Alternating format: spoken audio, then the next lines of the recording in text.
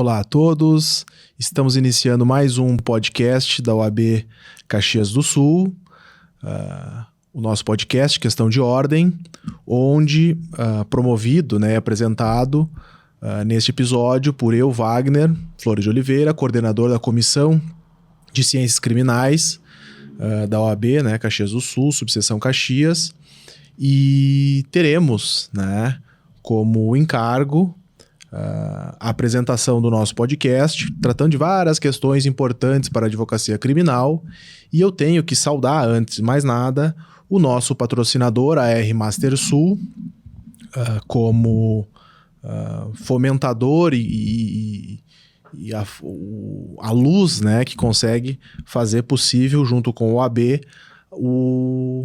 ser possível este programa, todo disponibilizado pelo YouTube, os canais do Facebook, Instagram e Spotify da nossa OAB Caxias.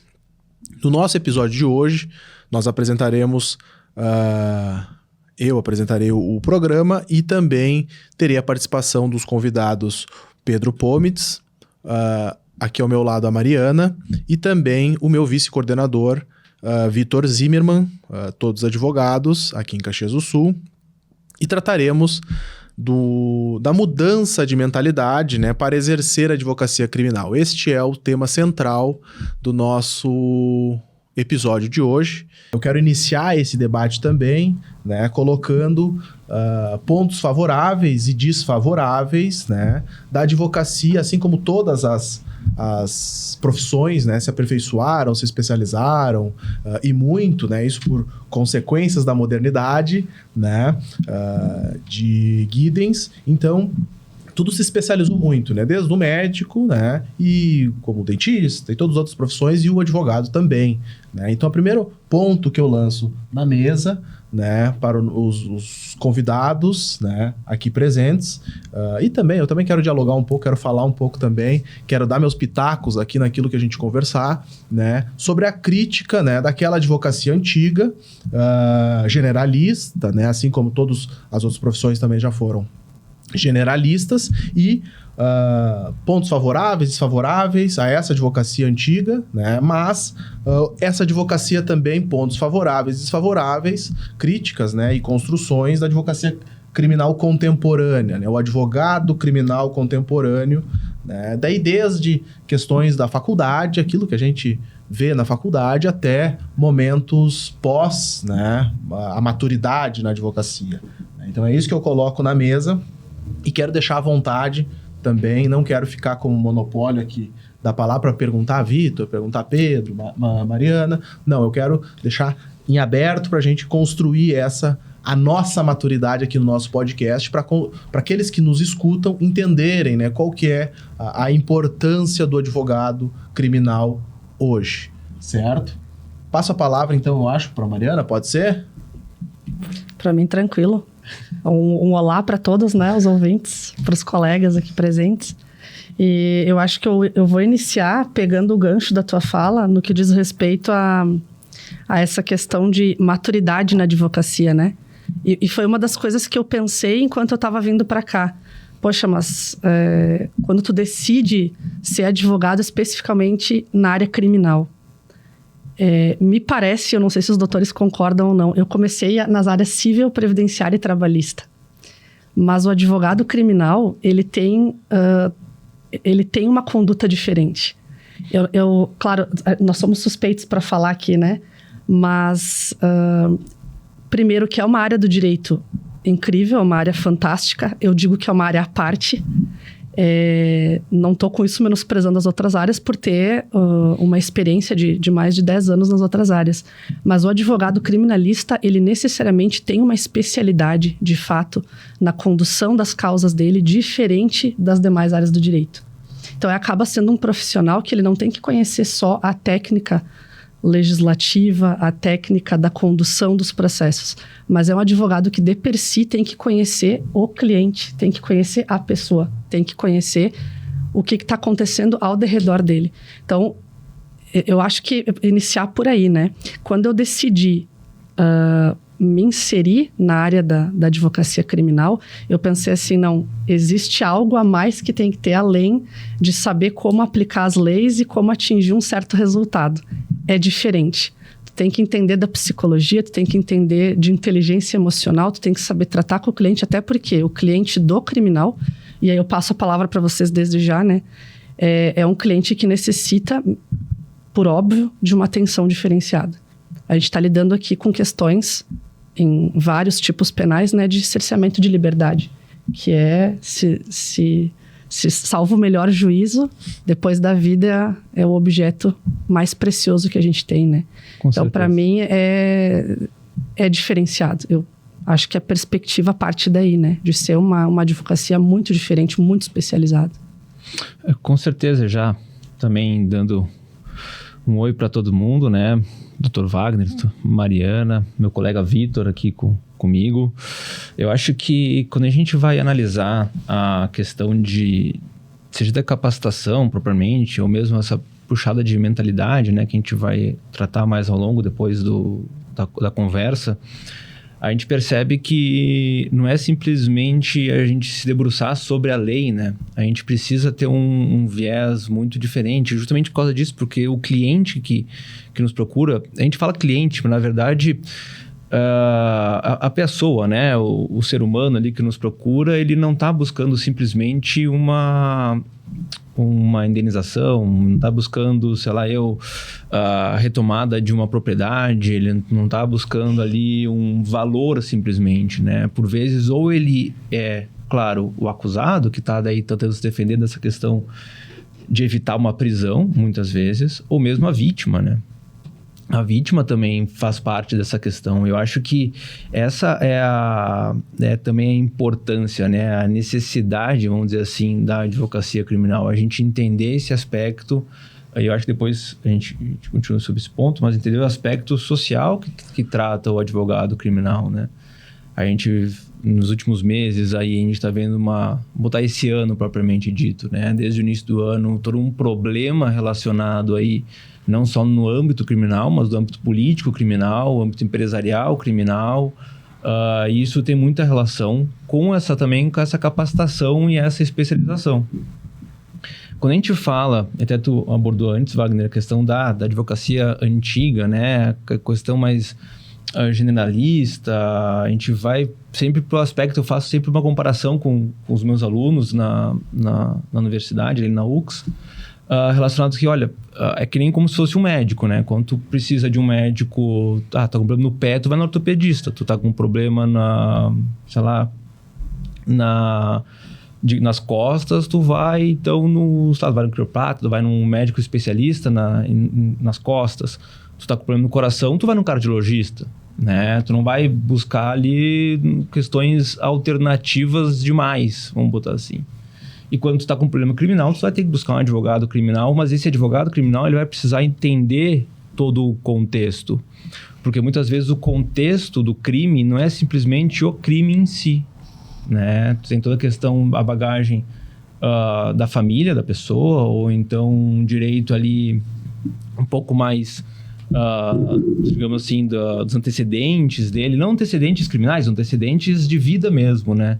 Isso é uma coisa que o advogado precisa entender por vezes para conseguir defender alguma pessoa ou mesmo dar um suporte para a vítima nesse ponto. E quando a gente fala em capacitação, claro, a gente tem diversos cursos. Depois, antes de finalizar, eu até apresentar alguns que a gente está tocando para frente. Mas a gente tem essa questão, efetivamente, da interdisciplinaridade, da questão da análise e esse foco, por mais que a gente tente trazer essa advocacia contemporânea, que alguns chamam de artesanal, né? Eu não sei se é um nome muito bem que a gente possa fazer uma equiparação aí, mas essa advocacia contemporânea que precisa ter um conhecimento não só de quem é o cliente, de quem também é o tribunal, de quem vai julgar, de quem vai analisar, ela precisa ter um conhecimento propriamente dos outros ramos e dessa totalidade. Não sei se o Dr. Vitor também já a palavra para ele trazer isso para mim, porque, querendo ou não, uma coisa, eu trabalho, acho que direito criminal há 13, 14 anos, desde quando eu entrei na faculdade, efetivamente, que eu só trabalho com penal. E aquela coisa, isso aqui eu não gosto, né? Essa disciplina eu não gosto, essa disciplina eu não gosto. Só que depois, no final, tu percebe que tudo faz parte de uma coisa só, né? Agora, fazendo o mestrado ali, a gente vai conversando, porque tem um filósofo, o Habermas, que vai dizer que o direito é o fio que conduz tudo, né? É o que liga todos os outros ramos da vida, da sociedade, né? E efetivamente é isso. O advogado criminal, acho que mais do que outros propriamente, ele precisa ter uma noção de que tudo faz parte de uma coisa só, né? E essa relação na sociedade da vida, eu acho que faz com que o advogado entenda a proposta dele, propriamente, né? Da defesa da liberdade, eu acho. Perfeito. Eu quero iniciar, então, cumprimentando a todos, dizer que é uma honra dividir a mesa com vocês, cumprimentar os ouvintes também, e na sequência de tudo que já foi falado, que eu acho que é uma explanação geral de todos os pontos que a gente pretende abordar, né? Quando a gente fala em advocacia generalista, né, assim como uma forma geral de ver a advocacia e também vinculada à questão dos antigos profissionais, entra sem dúvida no ponto que a gente também menciona da capacitação, né? Porque nós temos advogados profissionais que já há muito tempo trabalham na área e seguem se atualizando, seguem buscando especializações, cursos e até mesmo o estudo por conta própria, né? Mas seguem uma atualização constante. E aí, necessariamente, eu vejo que esse profissional tem que ter o olhar a ele voltado de uma forma distinta do profissional que, com o mesmo, por exemplo, tempo de carreira, não segue esse mesmo padrão. A gente percebe que a legislação como um todo, o ordenamento jurídico como um todo, e isso daí acho que a gente não fala só na esfera penal, ele vem com uma atualização constante, né? E, sem dúvida, vai continuar acontecendo dessa forma. Então, é necessário que a gente busque sempre essa atualização, não necessariamente, como a gente mencionou, através de cursos ou algo que não se busque tão somente um diploma, né? Um diploma de atualização, um certificado de conclusão, mas que se busque, sim, a especialização como um todo. Então, junto com essa questão de que falta, ou às vezes vem a atualização do estudo, me parece que quando nós tratamos de direito penal, vem também, desde a época que se iniciou o direito penal, o preconceito sobre a defesa do bandido, né? E a gente precisa muito ter o olhar voltado também, porque na maioria das vezes, aqui, claro, a gente fala de fatos, como o Pedro comentou, trata da pessoa, não raras às vezes se advoga também para a vítima, para a família da vítima. Então, o direito penal, sim, concordo com a doutora Mariana, no sentido de que tem uma relevância não maior do que as outras áreas, mas distinta e com elementares que são características do direito penal e que a ele só se permite analisar. Então, com essas breves considerações a respeito do nosso primeiro tópico, eu devolvo a palavra ao Wagner sem me estender demais.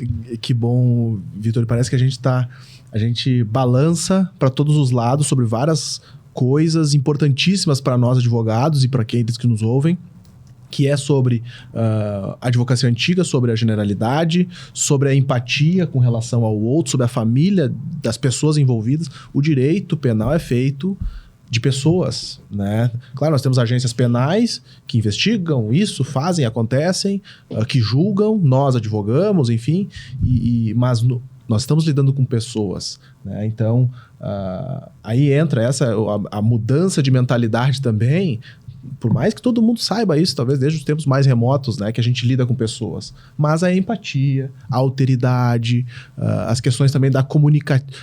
tu falou em Habermas, né, Pedro? A questão da comunicabilidade, né? Poxa, essas questões de advocacia artesanal também. Não vamos colocar conceitos, né? Mas... Poxa, tem toda aquela questão da comunicação não ofensiva. Poxa, tu vai perguntar para uma testemunha, às vezes a testemunha está sofrendo, né? Como é que eu vou fazer mais? Eu preciso humilhar aquela pessoa, né? Então... A própria vítima, né? A própria vítima, né? Vamos fazer aquilo que se chama, daí nós, pela questão da academia, de uma revitimização, né? Ou uma tornando a vítima sucessivas revitimizações, ou seja, ela tem que ficar revivendo o fato, sofrendo com aquilo aí por anos do processo criminal, né? Então, a gente precisa... a questão generalista para a advocacia moderna, contemporânea, vai muito além de só se capacitar, pelo que eu percebo.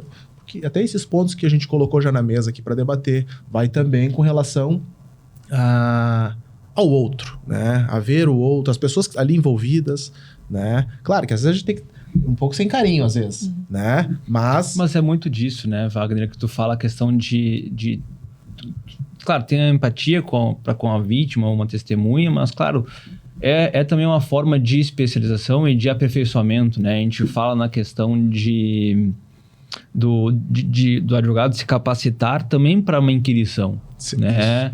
Porque a dona Mariana trouxe aqui na questão de...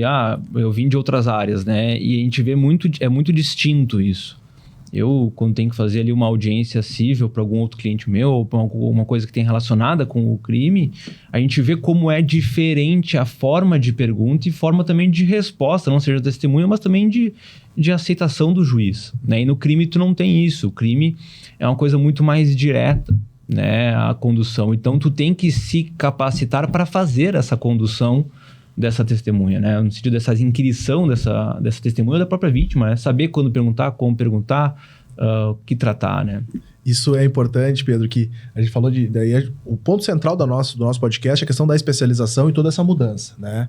Mas, ou seja, antes nós nos capacitávamos para a advocacia criminal, hoje em dia, claro, sem essas questões também de pulverização do ensino jurídico, que tem ensino jurídico para tudo, cursinho para tudo, enfim, né? Não vamos considerar muito isso, mas a gente precisa se especializar nisso, na advocacia, na audiência criminal, me refiro, na sustentação oral perante o tribunal, com certeza. Nos atos específicos em patrocínio do nosso cliente, do nosso parceiro, enfim, daquela pessoa que nos outorgou os poderes, porque aquela pessoa, a gente está lidando com a liberdade da pessoa, né? Então, a coisa é muito nobre, né? Acho que esse é o ponto central, tanto da advocacia generalista quanto da contemporânea, a nobreza, né? E assim como todo advogado, na realidade, e outras profissões também, mas a gente tá naquela tensão, né? Naquilo que é sensível, que é aquilo que é inato, né? A gente nasce assim, nasce com vida e com liberdade, né? É inato ao ser humano, né? Então, esse é o ponto que eu quero instigar pra gente ficar debatendo bastante tempo e sair também dessa parte, não ficar lembrando do passado, né? A gente ficar só baseado no passado, né? Mas aprender com o passado e tocar aí, portanto, o nosso futuro, inclusive, talvez, da advocacia criminal, né? E mais alguém quer contribuir com isso, Mariana? Eu acho que eu ia só pegar o teu gancho, porque eu achei muito interessante as falas de vocês nesse sentido, e eu preciso colocar isso, a questão da mudança de paradigma, tanto de como se olha. E vocês falaram o termo bandido, né? Isso me chamou muito a atenção, porque, veja, a gente está acostumado a fazer tarjas, né? A criar assim, rótulos nas pessoas. E isso vem muito da questão moral, da questão comportamental, de como a sociedade enxerga e como a sociedade valora e como a sociedade se expressa em relação às pessoas. Que todo mundo, em tese, em algum momento, está sujeito a ser indiciado, a ser réu num processo criminal. Não vamos ser, né, hipócritas de dizer que não. Então, a primeira coisa que eu acho interessante, o nosso papel também enquanto produtores de uma mudança de paradigma, mudança de mentalidade e de filosofia de linguagem com relação a quem é o cliente do direito criminal e como é o exercício da advocacia criminal. E aí eu faço um breve exemplo com vocês. Eu não vou citar o caso, mas um caso de ampla repercussão nacional, né? Onde me chamou muito a atenção, foi explorado num seriado recente de uma plataforma digital aí de streaming, e o advogado dos réus, então, ele foi quase que linchado pela população. Porque a população entende, né, e tem essas expressões, o bandido, o advogado porta de cadeia, sabe? Como se todas as pessoas não tivessem um direito básico à vida, à liberdade, à dignidade, né? E como se não fôssemos humanos, sujeitos a erros, vicissitudes, problemas N. Então, a questão me chamou a atenção porque ele foi realmente... ele teve toda essa questão da pressão social em cima dele, quando ele disse assim, olha, eu tô aqui para defender não o crime, mas a pessoa. Quer dizer, o nosso papel não é a defesa necessariamente de algo que está moralmente e juridicamente posto como errado, como indevido. A gente está defendendo a pessoa, porque todo mundo pode, né, errar em algum momento. E eu tô aqui até... peço vênia para vocês, porque eu tô aqui realmente defendendo a pessoa, né? Eu realmente acredito que existem momentos que dá aquele deslize e quando vê a pessoa fez, aconteceu, né? E tem que dar conta disso. E eu acho que a gente tem que começar por essa mudança de paradigma, né? Saber que todo mundo está sujeito. E uma coisa que eu respondo muito para as pessoas assim, mas tu defende o criminoso. Eu disse, quem é o criminoso? Tu sabia que, estatisticamente, qualquer um de nós está sujeito a resbalar inicialmente juizado especial criminal, pequenas causas, crimes de menor potencial ofensivo. Qualquer um de nós está sujeito a cometer um deles. Sim. Então, cuidado quando a gente faz esse juízo de valor, né? Eu acho que eu deixo essa brecha para vocês, porque eu acho que é bem esse o ponto, né? Mudança de... Esse é o ponto. E só para também, não para fazer o fechamento desse pontapé inicial do primeiro assunto, né? Da advocacia antiga, e aí entrando já nesse ponto, qualquer um pode ser vir a responder, né? Mas a questão também é desde a faculdade, né? Desde a faculdade, a gente está escutando... a questão do glamour da advocacia criminal, né? Mas às vezes, por vezes, a gente foca no glamour, foca no pódio, né? E esquece quem que é a pessoa, é isso que nós estamos tratando, né? Então, eu gostaria de colocar na mesa aí a segunda ideia sobre vou dizer o estudante, né? Mas vou dizer a pessoa, aqueles que se interessam, né? Os ouvintes, enfim, qualquer outra pessoa que esteja saboreando desse nosso podcast, desde a faculdade, né, que nós, enquanto professores, a gente vai poder, e mestres e doutores, a gente vai poder colaborar, talvez, com o ouvinte, né, desde a faculdade, qual que é essa preparação, né, para a gente chegar, né, e não vamos dizer assim, numa preparação final, né, porque a gente segue estudando, a gente segue se aperfeiçoando, as questões também dos cursos que a gente mencionou antes. Então, qual seria, né, não vou falar também em conselho, né, porque quer um conselho, não escute conselho. Vamos pensar assim. Mas qual seria esses pontapés, né, que a gente tem que dar para desde a faculdade até essa maturidade na advocacia? Esse é o nosso ponto. Não, mas não sei se o Vitor quer tratar alguma coisa, mas eu vou pro meu... Se for questão de professores, né? Nós todos aqui trabalhamos com academia, nós três somos professores, a doutora Mariana não é ainda professora. Eu só não tô vinculada especificamente, mas cursos livres eu já ministro. Pois sim. Então. E quando eu tô no quinto ano ali na UX, né? Então eu dou aula de direito penal e processo penal, práticas, então é aluno desde o primeiro semestre até o último, basicamente, que eu passo ali. E são questões realmente, essa questão da mudança de paradigma, né? Que a gente tem que ver. Eu estou tratando sobre crimes em espécie agora esse ano, e justamente isso, eu sempre tento trazer para os alunos essa visão de que o crime por si só, tem a lei ali, mas tem muita coisa de fora, né? Tem muita coisa que a gente precisa analisar para mudar essa cabeça, para mudar esse paradigma e sair preparado disso.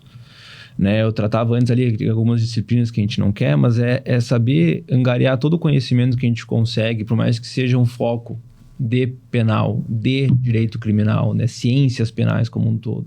O advogado criminal, ele não está simplesmente porta de cadeia e aí rotulando, ele não está simplesmente na boca do fórum, né? Ele não serve para isso. Para isso, cara, tem um monte, sabe? Tem o generalista. O advogado contemporâneo, ele precisa ver um a mais ali nesse ponto, dar uma atenção a mais.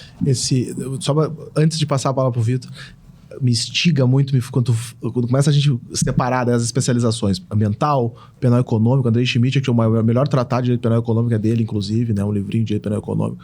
Mas, sem fazer propaganda também, sem nada, publicidade nem nada, mas é indispensável a gente tratar o quê, né? Porque a gente precisa entender o advogado criminal que não é só os delitos que se aperfeiçoam. As agências penais buscam focos, né? Buscam rótulos, buscam determinados, enfim, grupos, né? Ou seja, lá de 90 é a questão dos crimes tributários, né? Depois, 2000, também corrupção, anticorrupção, lavagem de dinheiro atualmente, delitos ambientais de todas as ordens. Guerra contra as drogas. Guerras contra as drogas aí desde 96, enfim, 2006, desculpa, até, né, que é o foco. Hoje em dia, a matéria-prima dos tribunais é só isso, né? Só trabalham com isso, né? Então, a gente precisa entender também esse direcionamento. Poxa, claro que a gente não sabe citar qual que vai ser o próximo foco, né? A próxima onda, né? Essa questão também de onda, né? Mas pensem que isso que eu coloco para vocês, várias especializações, e o advogado tem que estar preparado para isso. É para isso que serve o nosso podcast. Preparado a gente não vai deixar eles, ninguém que está escutando, mas pelo menos com um sabor, né? Que tem que se preparar. Uma curiosidade, que precisa se preparar, porque as coisas mudam, né? Tudo muda. Né? E a onda, as agências penais também buscam determinados setores, né? E isso são várias operações, hoje em dia todo tem um monte de coisa de operações, operação X, operação Y, né? O glamour também vem das agências penais colocarem nome nas coisas. Eu acho que é um aspecto muito interessante, né? Aquela coisa do conselho, né? Da dica que tu questionou antes. É a gente saber como é que o tribunal trabalha. Porque hoje em dia o direito penal ele está trazendo um direito como um todo, mas está tendo muita questão de precedentes, jurisprudências, recursos, né? Então, saber como o tribunal que vai te julgar, como aquele desembargador, como aquele juiz, como aquela Câmara, ou então, no caso, a turma, né, na STJ, STF, como é que eles analisam aquela matéria que tu precisa julgar? Né? A gente tem diversos julgados agora, ultimamente, de suma importância. O Vitor até costuma pesquisar nesses pontos ali no escritório, mas eu acho que é importante isso, sabe? Conhecer quem vai te julgar. Isso aí, sem dúvida, né? Porque além de conhecer a matéria, precisa saber isso, né? E passa a palavra pro Vitor daí para concluir aquele ponto que eu tomei. Certo. Até uma coisa que me chamou a atenção, inclusive, da fala da doutora Mariana, voltando um pouquinho rapidamente, vai completamente ao encontro da sua fala, e concordo plenamente com essa questão de que nós precisamos... Nós, comunidade em geral, naquele almoço de domingo com os familiares, tentar, de alguma forma, demonstrar que todos nós estamos sujeitos a essas pequenas corrupções e corruptelas da vida, para que se demonstre que a embriaguez ao volante também é um crime, e muitas pessoas fazem. Eu passo bastante para os meus alunos também o exemplo do plágio, né? Tem muitos que eu defendo a gravidade das penas, né? Muitos falam até da questão da pena de morte, enfim. Então, assim, o plágio é crime, né? Então, nós precisamos entender de uma maneira, enquanto comunidade, que muita coisa que a gente nem imagina ser crime, existe uma tipificação no Código Penal. E a partir daí, talvez conseguir quebrar esse paradigma de que existe um criminoso, né? Não se trata de uma campanha, adote um acusado e leve para casa. É muito pelo contrário, como foi bem colocado. São defesas de pessoas, de vidas. Por vezes, serão considerados culpados dentro de uma legalidade, como diz o professor Auri, né? Punir é necessário, punir é civilizatório. Então, desde que observadas as regras do jogo, as regras gerais, enfim, da legislação, não há problema que isso seja feito, né? Então, também não se trata de uma simples garantia de impunidade ou algo do gênero, porque enquanto até em termos de prisão, né, tem muita gente que a questão da superlotação carcerária, enfim, então a prisão é o que nós temos até o momento como melhor, né, de resposta à criminalidade. Enquanto não tivermos algo melhor, a gente tem que utilizar desse método. E aí passo sim a questão dos rótulos, né, do advogado porta de cadeia, enfim, como nós falávamos há pouco. Me parece que muita influência tem, e aqui não é uma crítica, é uma consideração, muita influência disso vem, acredito que, da mídia, né? A mídia traz muitas notícias, assim, o jornal que tem mais visibilidade é aquele que traz a maior tragédia. É o que vende, né? É o que vende. O que chama a atenção... Eu me deparei com essa cena já na prática, e acredito que vocês também possam ter percebido algo do tipo. Em algum acidente de trânsito, aqui numa Rota do Sol, na BR, enfim... os carros diminuem a velocidade para ver o grau da tragédia, né? Se tem alguma pessoa ferida, se o acidente tem sangue, se não tem, se chegou a ambulância, os bombeiros, enfim. E isso reflete exatamente o que é espelhado pela mídia, né? Que é o rótulo para alguma coisa que vende, que chama atenção. E não é diferente para nós aqui também. Então, esse glamour está diretamente ligado com a maior gravidade, com o que mais chama atenção.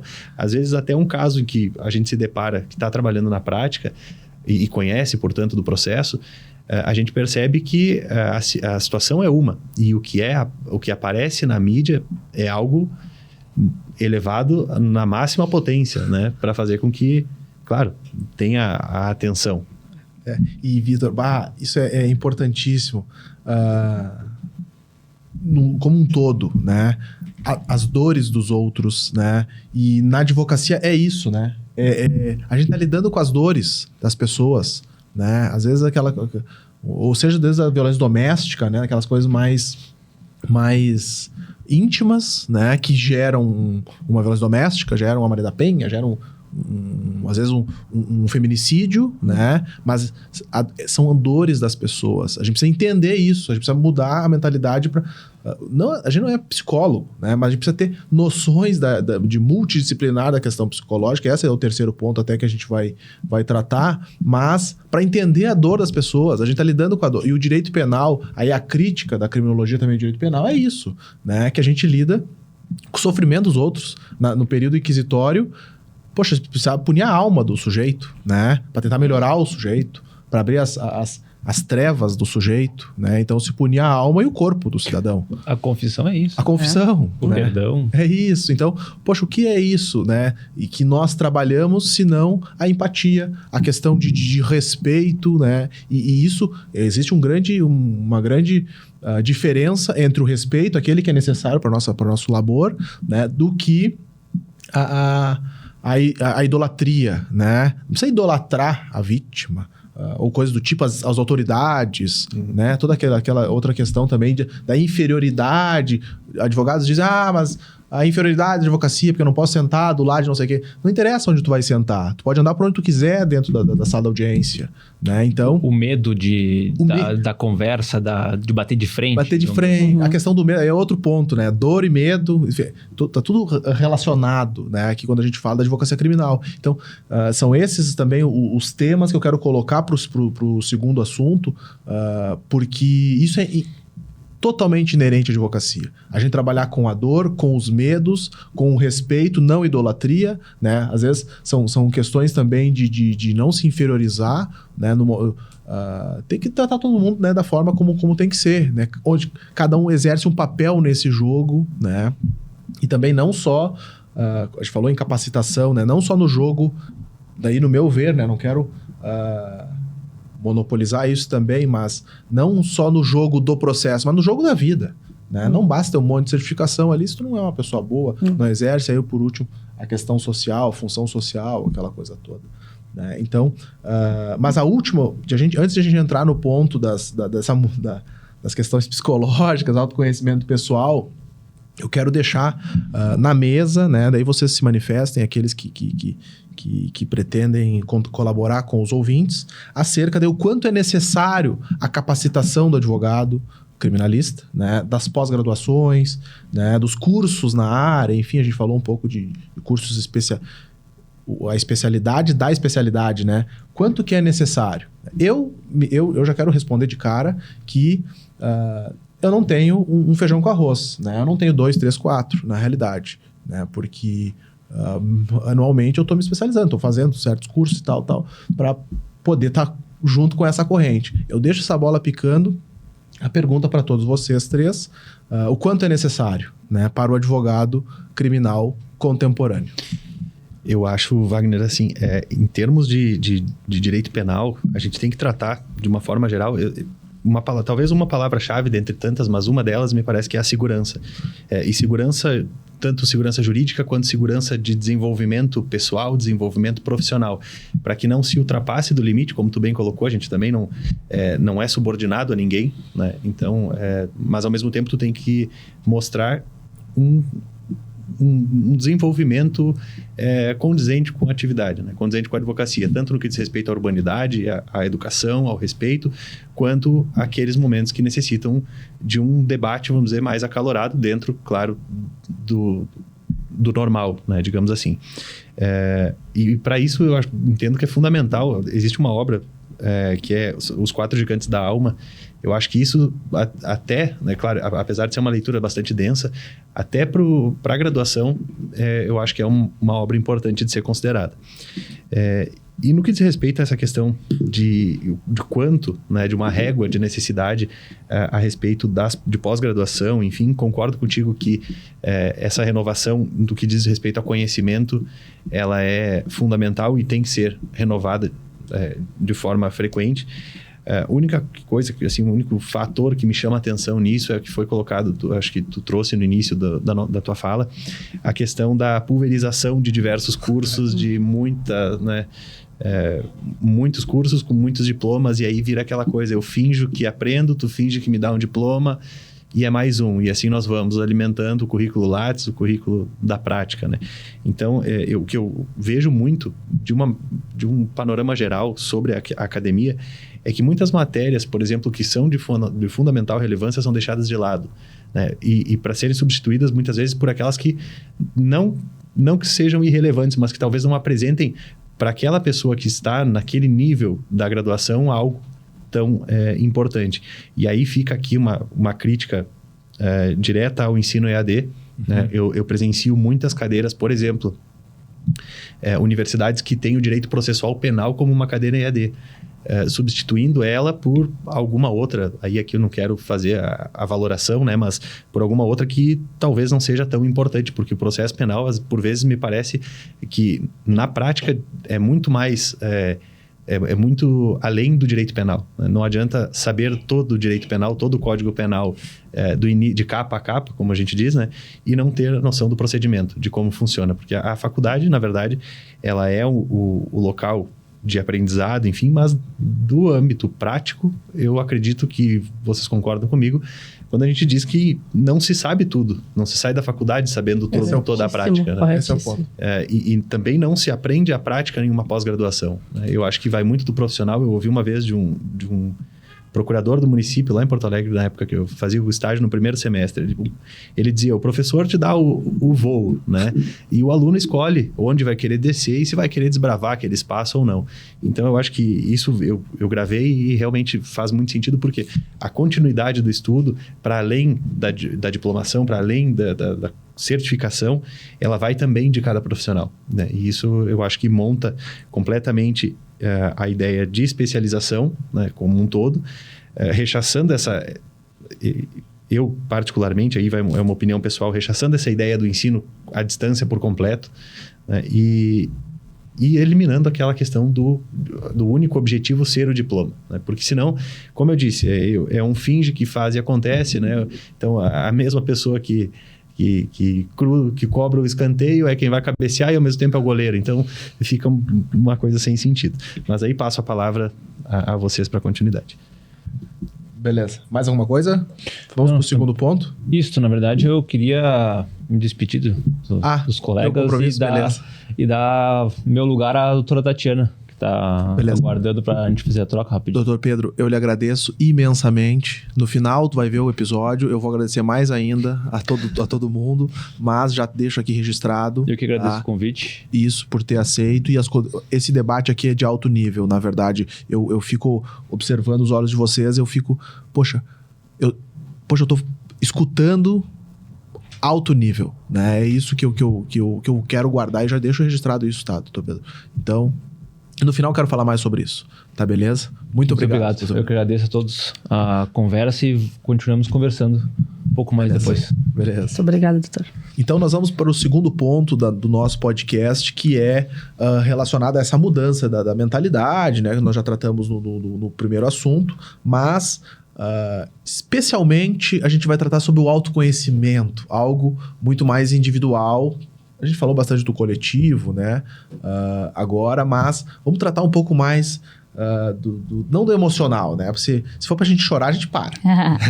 Mas a gente precisa se conhecer, né? Saber até onde a gente pode ir, né? Até onde que o mar dá pé, e a advocacia criminal também é isso. Né? Então, esse é essa necessária, né? Eu coloquei como necessária no nosso roteiro, né? Para os nossos ouvintes entenderem o quanto que é necessário, né? Essa estrutura mental, né? Esse autoconhecimento pessoal aí dos advogados. Isso como um todo, né? Mas aqui especialmente no nosso podcast, nosso episódio da advocacia criminal, né? Até quando a gente consegue enxergar até com os casos, né? Esse caso é mais difícil, esse caso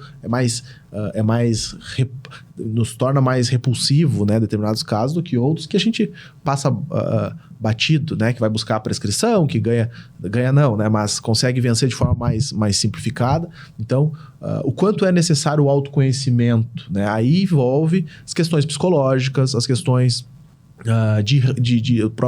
o Vitor também mencionou há pouco do respeito, né? A questão de limites e respeitos, né? O quanto que a gente exige de respeito da nossa pessoa e tudo mais. Então, eu quero colocar isso, né, na nossa mesa agora para debatermos psicologia, enfim, essa multidisciplinaridade que o advogado tem que ter, né, para poder se impor e exercer bem a advocacia criminal, né? Coloco isso aqui e passo, acho que a palavra para nossa convidada, que eu não apresentei. Na verdade, a doutora Tatiana, seja bem-vinda. Obrigada. Me desculpe. Imagina. Não. Imagina. A gente fica ouvindo tanta coisa também e a gente quer acelerar o podcast aqui, mas não é o momento de acelerar. Seja bem-vinda, doutora Tatiana. Obrigada. Olá a todos. É uma honra para mim estar aqui ao lado desses colegas que eu tanto admiro, né? E... Bom, para iniciarmos a nossa conversa sobre esse tópico, falando de uma vivência minha, né? Todo mundo pergunta para nós, né, para o advogado criminalista, como é que tu lida com crime? Que tem um crime que tu não atende? Eu acho que isso entra dentro da questão do autoconhecimento. Eu, particularmente, como é que eu faço? Né? Chega aquele caso para mim. Eu costumo ter por hábito olhar para aquela situação, para aquele contexto, porque está descrito ali, porque a gente sabe que às vezes não é tudo aquilo que está no processo, né? Não é, a realidade é outra, bem diferente.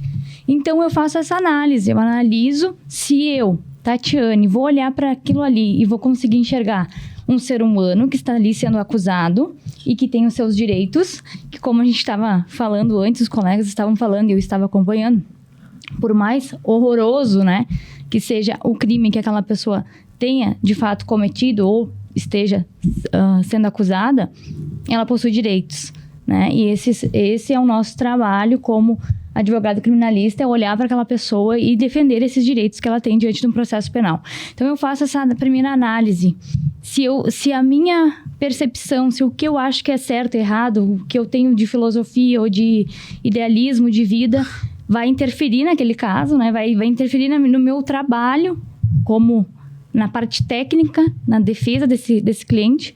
Se eu achar que interfere, que aquilo que eu vou de algum modo ter um olhar diferente, eu não assumo aquele caso. Então, assim, eu não escolho o crime em si, né? Por tipos de crime, mas eu escolho por essa análise que eu faço. Se eu ver que vai interferir, né, no direito que aquela pessoa tem de ter uma defesa, porque não existe processo penal sem uma defesa, né? O processo não vai andar. Então, eu faço essa análise primeiramente, por quê? Porque essa pessoa, por mais horroroso que seja o crime, enfim, ele tem direito a uma defesa técnica capacitada, né? E que não tem essa influência da minha opinião ou do meu achismo. Então, acho que isso também entra dentro do autoconhecimento, o quanto é importante o advogado criminalista trabalhar em si, né? Trabalhar o autoconhecimento, a busca por quem sou eu, né? Como eu posso ajudar aquela pessoa através do meu trabalho. Isso é importante, Tatiane, que é a questão de segurança também. Acho que o Vitor falou, a questão de segurança. Tem que estar seguro, né? O advogado que não está seguro, em todos os ramos, não só na advocacia criminal, né? Então, como é que é? Junta seus pedaços e vai para a arena, né? Se tu não está pronto para a arena, tu não junta os pedaços. Né? Então, acho que é isso. E eu quero ouvir um pouco mais, doutora Mariana, a respeito até desse autoconhecimento pessoal, mas da questão filosófica, psicológica, psicanalista. Vamos trabalhar um pouco sobre isso também, sabe? Não a matéria em si. Aí nós vamos ter que ir outra graduação. Ponderar sobre, né? Vamos pensar sobre isso. né? O quanto é necessário esse autoconhecimento pessoal, né? Em qualquer profissão, mas aqui do advogado criminalista mais ainda, né? O que tu pontuaria sobre esse autoconhecimento pessoal? Eu já pegaria a análise da doutora Tatiana inicialmente, assim, eu diria qual é que é o nosso limite. Eu peguei essa pergunta algumas semanas atrás, mas qual é o teu limite? Tu pegaria o quanto tu se conhece para dizer, nesse caso, ok para mim, não interessa o tipo penal especificamente, qual o crime que está sendo discutido, digamos assim. Mas se eu tenho capacidade, para além da capacidade técnica, de lidar com aquilo. Sim. Porque me parece que tu falou muito disso, de saber lidar com aquela situação. E eu não sei qual é a visão de vocês, assim, mas me parece que quando a gente tá no escritório, tem coisas que a gente acaba inevitavelmente levando para casa. Sim. É inevitável isso. Então, me parece que, mais do que em qualquer outra área, sim, a necessidade, a imprescindibilidade de se conhecer e de saber que cada um tem o seu limite. E cada qual vai ter um limite diferente. E aí eu achei interessante essa análise que tu faz. Tu não escolhe o tipo penal, mas tu analisa de forma ampla, generalista, como é que é o teu caso, como é que é o teu cliente, o que aconteceu. É essa perquisição, é esse cavocar o que aconteceu ali. Poxa, quer dizer, aí daqui a pouco, se todo mundo partisse da premissa de que este crime especificamente é horrendo, é asqueroso, então ninguém faria. Ninguém faz. Ninguém faria, né? Eu parto desse... Eu acho que, assim, questão de valor também. Quais são os valores do Dr. Wagner, do Dr. Vitor, da doutora Tatiana, da doutora Mariana, do Dr. Pedro? Quais são os valores? Porque cada um tem uma gama de valores. E mais um ponto, além de valores, a gente, só para entender, aqui tem a questão da moralidade também, né? Justamente. O quanto que determinadas condutas são morais para mim, diferentes para outras pessoas. Toleráveis também. E eu queria abrir isso, por isso que eu achei interessante o que tu falou, porque eu acho que... seria interessante a gente comentar, inclusive para quem está escutando, eu acho que é de extrema importância. E é muito múltiplo, né? Na sociedade, a gente tem aqui uma sociedade com micro e macro grupos e relações, e aí tu tem que trabalhar com o fato de que nós aqui na mesa, provavelmente a gente tem uma série de valores diferentes, de moralidades diferenciadas, de comportamentos. E aí, como é que fica? Aonde que qual é que é o teu limite? Eu acho que essa é a pergunta, né? Para nós todos. Eu acho que sim, que é plenamente necessário que se tenha isso, e eu ainda trato talvez um pouco além, de repente, falando até em uma certa frieza para trabalhar com determinado caso, porque como Wagner colocou, eventualmente é um caso mais simples, mas também vai ser, ou pode ser um porte de arma, ou pode ser um homicídio. Então, as situações são absolutamente diferentes. Ou um ato preparatório para... Também. Então, eu acho que pega muito essa parte. E me parece que não há a necessidade, ou assim, que a gente tem que evitar ter o envolvimento pessoal com o fato, né? Sobre tudo isso, para que se possa agir de uma forma profissional e não pessoal, nem com o fato e nem com o acusado, né? Então, para esses dois paradigmas. E seguindo naquela questão da interdisciplinariedade, que a gente tem como ponto de fala também, que aí eu acho que é de extrema relevância, de extrema importância que a gente fale em direito penal, mas também fale em psicologia, em psicanálise, em filosofia, a questão da psicologia do testemunho, que nós falávamos antes, né, da inquirição de testemunhas, etc. Então, e eu pego aqui alguns exemplos até para tratar, para que a gente, vamos dizer, abarque todos os lados, né? Então, falávamos até agora do acusado, mas passando a um olhar, por exemplo, da vítima, né? De um advogado que é contratado pela família da vítima. A gente tem algumas questões que são ligadas diretamente a essa questão da psicologia, por exemplo, do reconhecimento pessoal. É uma situação de violência sexual ou de cárcere privado. A gente não tem, como o professor Jacinto Coutinho traz em vários escritos, hoje nós temos uma coxa de retalhos do Código do Processo Penal. Que as coisas não mais se comunicam como deveriam dentro do próprio Código. Então, percebam, eu tenho essa inquietação e trago à mesa para vocês também. Por exemplo, até deixei anotado aqui, com relação ao reconhecimento pessoal, né? A gente tem algumas dúvidas sobre o reconhecimento pessoal ser sequencial ou ser simultâneo, enfim, essa questão de debate que há muito já se tem. Mas olhando daí sobre o panorama da vítima nesses exemplos de violência sexual ou cárcere, por exemplo, um reconhecimento olfativo, que a gente, claro que isso seria de um pensamento muito além, mas a vítima foi sequestrada e o cheiro daquela pessoa eu nunca mais esqueço. Ou reconhecimento, uma espécie de reconhecimento tátil. A mão daquela pessoa que me tocou, eu nunca mais vou esquecer. Claro, a gente está indo muito além aqui, mas é forçando dessa forma que se demonstra que cada vez mais há necessidade desse aprofundamento nessas outras áreas que vão para além do direito, né? E aí, sim, né, sob esse panorama, eu entendo que seja realmente importante a questão da qualificação e de buscar mais especializações, etc., fugindo, né, do que a gente mencionou antes da simples certificação. Então, e porque se aproximar de outras disciplinas, dessa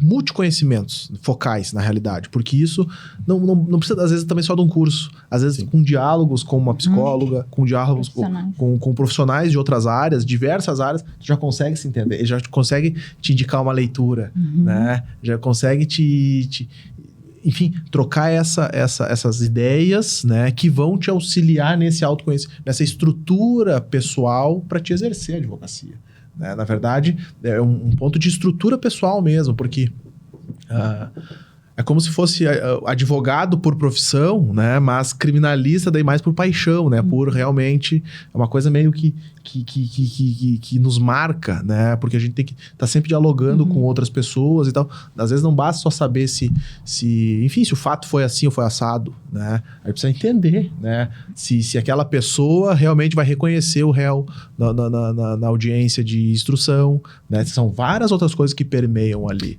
né, e a gente precisa dialogar. Até buscar lá na criminologia, né, a questão de o que punir, quem punir, como punir, né, toda essa questão que o professor Auri traz da crise do bem jurídico, o que é crime, né? Tem muita coisa que me parece que o Código Penal se ocupa e talvez não devesse.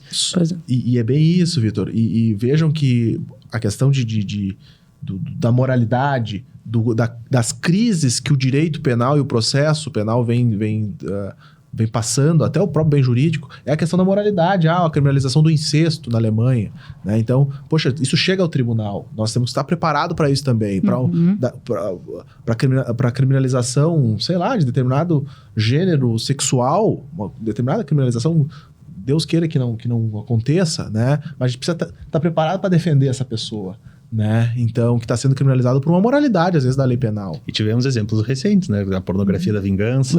Claro. Grandes avanços. Que a gente o estupro tem que corretivo também. Exato. São situações extremamente novas. Né? São novas e estão aí, né? O advogado tem que estar preparado para tudo isso. Para entender o contexto também, né? Eu só fazendo um adendo, né? Mas eu tinha notado quase as mesmas disciplinas que o doutor Vitor aqui, as mesmas áreas, e eu acrescentaria a sociologia, que eu acho que ela é fundamental para explicar, porque os nossos clientes, na sua grande maioria, as estatísticas mostram, né, que quem responde o processo criminal, na maioria das vezes, são pessoas que estão à margem da sociedade, né? E a sociologia explica isso, muitas vezes, o contexto, por que aquelas pessoas estão inseridas naquilo, por que entram na vida do crime, né?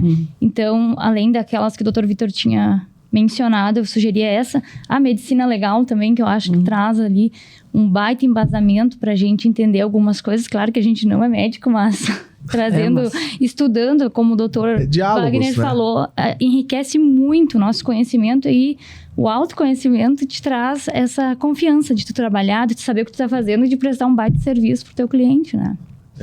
E essa importância daí além para do cliente. Já falamos dos familiares da vítima, mas eu coloco mais um ponto daí nessa advocacia contemporânea, nessa advocacia... Não vou falar em pós-moderno, né? Todo esse debate, né, a respeito da pós-modernidade, que acho que a gente não é nada pós-moderno, mas tudo bem. Mas o quanto o advogado tem que ser também social, né? Na questão da função social do advogado. Que isso está no estatuto, né? A questão da função social que o advogado deve exercer, né? Todo mundo, os públicos, toda aquela coisa. E o advogado criminalista? A questão da advocacia pro bono. A gente pode, é isso que eu quero colocar como pergunta central na nossa mesa. Se vocês, enquanto profissionais, já fazem isso ou recomendam que seja feito, né? Escolher aquela pessoa lá que não tem condições de custear uma defesa, como a advocacia pro bono faz, né? Ou uma associação, ou uma instituição, enfim, de qualquer outra ordem, mas para exercer essa função social do advogado criminalista. né? Vocês acham isso válido? Como que vocês enxergam essa advocacia criminal pro bono? Na verdade, esse é o ponto. Eu tenho até hoje alguns exemplos de advocacia pro bono em diversas acusações, delitos, enfim. Então, eu acho que é de fundamental importância, até para aquele advogado em início de carreira, né? Claro que aqui tem que se ter muito claro que não significa a advocacia pro bono uma falta de testes, né? Não é a pista de teste. Mas é importante, né? E talvez, e por isso que eu remeto ao jovem advogado, talvez esteja ali a oportunidade de prestar um bom serviço, detalhado, com calma, e ao mesmo tempo prestar essa advocacia pro bono, se inserir no meio do meio jurídico, enfim, né, na advocacia como um todo. Então, eu acho que é válido, claro que não pode ser a maioria dos casos, todo mundo, né, a gente tem que, por questões lógicas, mas eu acho que é um ramo importante e fundamental de ser exercido. E tem mais um ponto que eu quero colocar junto com essa pergunta da advocacia social, da função social, que é qual que seria, né, enfim, não vou falar em conselho, mas qual que é a forma, a orientação, a forma, né, dessa importância técnica, né, dessa preparação técnica pessoal, né, que vocês colocam como fundamentais para a advocacia. Né? Vamos limitar isso também, senão a gente vai ficar falando várias outras qualidades que o advogado tem que ter, né? Mas vamos limitar isso em 1 minutinho para cada um, né? Por vocês, né? Tá, eu vou tomar a frente. Eu orientaria, sim, a preparação técnica, com certeza, porque a advocacia criminal, nós somos a voz daqueles que não são ouvidos, né? Daqueles que muitas das vezes sequer tem uma perspectiva ali de vida, vivem para sobreviver às vezes, né? A gente brinca. Mas, enfim, temos uma função importantíssima na sociedade e eu costumo comparar, né, com uma UTI. Eu acho que a advocacia criminal é a UTI do direito, porque ali se decidem muitas coisas. O reflexo que tem uma prisão, uma condenação criminal, ela é gigantesco, né? Tem uma família toda que vai ser afetada, tem mãe, tem filhos, tem um núcleo ali social que vai ser desorganizado por conta de uma condenação, ou, enfim, de uma prisão. Então, levem a sério, né, essa questão, muito a sério, é gravíssimo, né? Como sendo uma UTI, necessita, então, de uma capacitação ainda maior. Eu acho que buscam todas as orientações que os colegas passaram aqui, que são importantíssimas, e além disso, a humanização, né? O trato com o cliente, saber que ali tem uma pessoa, o doutor Pedro tinha comentado antes, vocês também abordaram desse olhar, né, de saber que ali tem uma pessoa, tem um ser humano que passou por várias coisas, tem a sua bagagem de vida, tem a sua história, né, então respeitar isso também, eu acho que seria essas as minhas orientações. Doutora Mariana? Eu não sei, é que eu estava te escutando ela e só me veio na cabeça a questão das neurociências, porque também. Eu acho que a ciência nos ajuda a entender alguns comportamentos estatisticamente, por que os crimes ocorrem. Quer dizer, existem pessoas que estão, de certa forma, também mais suscetíveis, porque é impossível dar conta de tudo, né? É impossível dar conta de tudo. Há os deslizes, há esses resbalos. E quando a gente fala de focar na pessoa, é compreender que isso é natural. A ciência está aí para dizer que sim, isso é natural. Certos comportamentos não é justificando o ato equivocado, o ato errôneo, o crime, mas é justificando, talvez, que alguns comportamentos, algumas condutas, elas são, se eu não puder usar a palavra naturais, ao menos, pelo menos induzidas por algumas situações, por alguns contextos.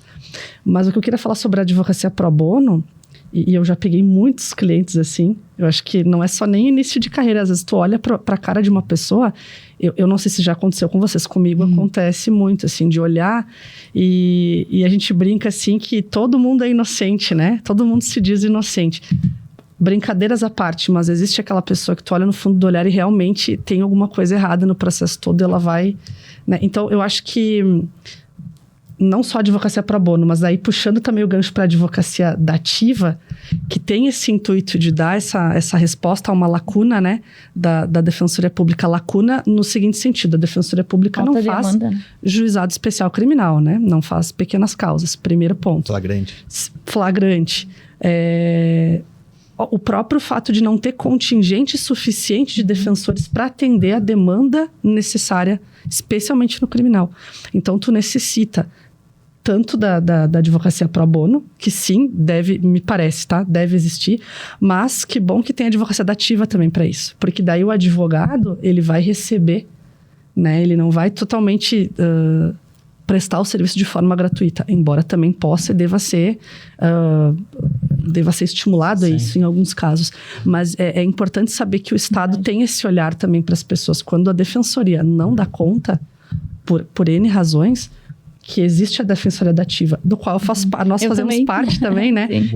Eu só peguei esse gancho para falar para vocês, porque existe muito bem estruturado. Muito. Aqui na região, inclusive, eu tenho alguns exemplos de outras regiões de outros estados, mas aqui na região está muito bem organizada essa questão da advocacia dativa. Tem que aproveitar. E as pessoas têm que saber que elas têm esse direito, né? Que elas têm como... Eu preciso de um defensor. Então, para a gente pontuar todo o nosso podcast, para todos os nossos ouvintes, tanto a capacitação é de suma importância, a questão do autoconhecimento técnico e pessoal, e eu quero deixar esse fechamento, né? Eu acho também que o nosso horário já me puxaram as costas aqui, já me deram, jogaram a bolinha de papel nas costas, porque já acabou o nosso tempo, mas eu gostaria, né, de encerrar o nosso podcast falando, né, para os nossos ouvintes aí, para todos nós aqui, que a gente tem que se autoconhecer e conhecer muito mais, né, daquilo que a gente já tem, né, daquilo que a gente vem exercendo, né, se capacitando, tanto individualmente quanto no âmbito coletivo na advocacia criminal. Então, eu quero deixar por encerrado daí o nosso podcast da Comissão de Ciências Criminais, da OAB OAB Subseção Caxias do Sul, né? E quero dizer que o nosso podcast Questão de Ordem vai estar disponível, o nosso episódio, né, todas as quintas-feiras nas redes sociais, aí tanto YouTube, Facebook, Instagram e Spotify também, tudo no perfil da OAB Caxias, tá? Eu quero agradecer o nosso patrocinador, né, a R Master Sul, que faz todo esse engajamento também e não só ele, os outros patrocinadores que a gente não menciona aqui, mas que fazem possível, né, todos esses programas que a OAB, como frente, né, torna possível para a advocacia criminal atualmente, aqui no nosso episódio, né, caxiense, né, e rio-grandense. Então, curtam o podcast, compartilham também, isso é importante, né, tanto para os canais da OAB, quanto nós, enquanto profissionais, termos isso, né, girando nas redes sociais, enfim, todos os canais, certo? Então, acesse também o site da OAB, na verdade... Poxa, coloca um favorito na realidade, porque a gente precisa estar... Informação. A gente pensa, o site é sempre desatualizado. Na realidade, o site da OAB Caxias está pontualmente atualizado. Eu acho que diariamente, na realidade. Pelo que eu vejo, a minha experiência são muito cuidadosos nesse sentido, é verdade. Então, é diariamente. Então, e não só isso, a questão da OAB Sessional também, né, do Rio Grande do Sul. Então, curtam, compartilhem nas redes sociais o nosso podcast e os demais. E dou por encerrado, então, o nosso podcast de Ciências Criminais, da comissão da OAB Caxias do Sul, podcast Questão de Ordem. Muito obrigado a todos. Obrigada. Valeu. Valeu.